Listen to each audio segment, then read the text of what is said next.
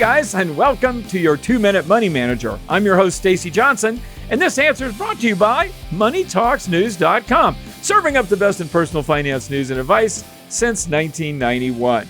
Now, today's question comes to us from Karen, and here's what Karen says. She says, have you ever heard of freezing your property taxes?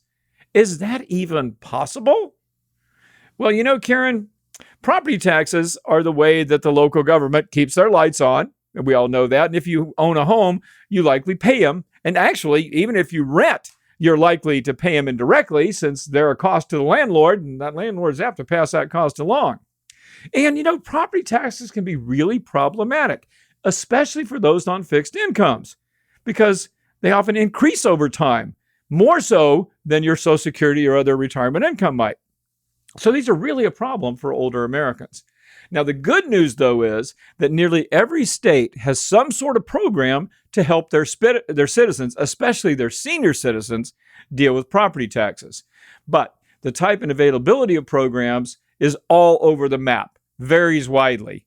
So let's start with the program that Karen just asked about, property tax freezes. What does it mean? Well, a property tax freeze, as the name implies, freezes your property taxes for eligible taxpayers. In most cases, though, these programs are voluntary. In other words, let's say a state has a property tax freeze program. That doesn't mean that every single local government participates in it. So it may be voluntary. So just because it's available in one state doesn't mean every municipality has it.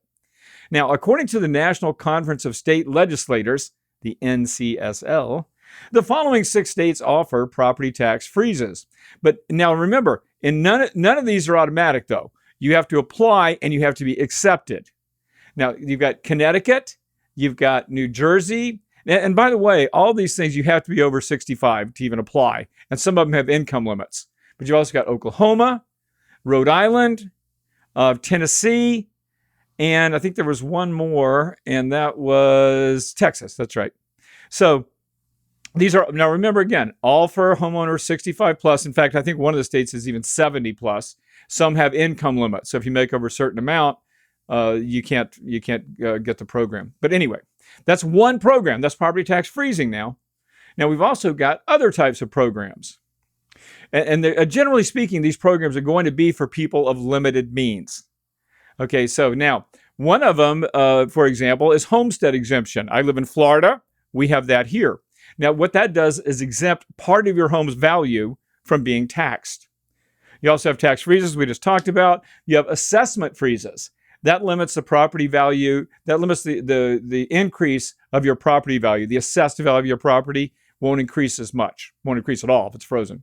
Now, so to find out if you're eligible for any of these programs in your state, you could comb through the internet. You could go to sites like I found, like NCSL's, or you can search your local government's website. But I'll tell you what, here's a clue.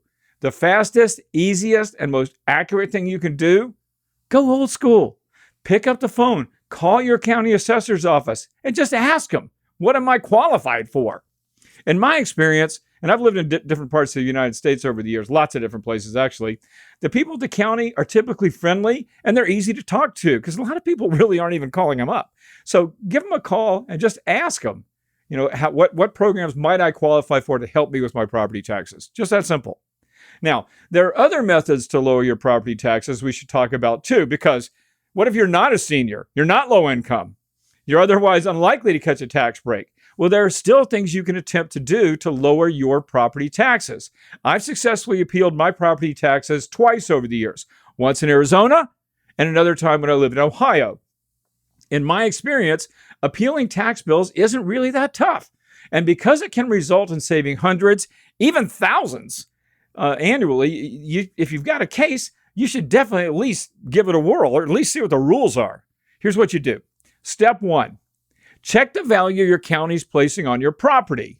You may have that on a property tax bill already, but if you can't, you can probably find that information online.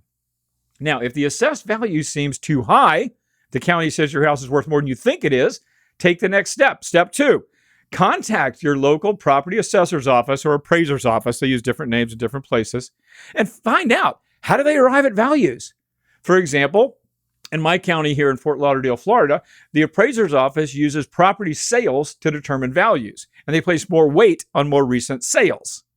Now, step 3, once you determine that, play to win, baby. When it comes to challenging a value, the first thing you want to do is make sure there are no mistakes. Does the county have your correct lot measurements? How about the square footage of your house? How about its age? Verify everything. I've had mistakes in my property values before, so check that first. Now, while you can argue that the county inflated your home's value, your ultimate weapon in one of these arguments is going to be an appraisal.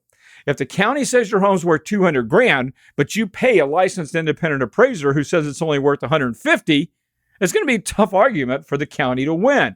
So an appraisal is going to set you back a couple $100, but depending on your county's rules, it may be the only thing you can do to protest that property value.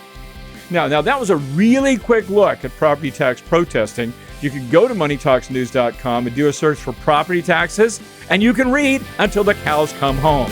I hope that answers your question, Karen, and I'm going to see you all right here next time.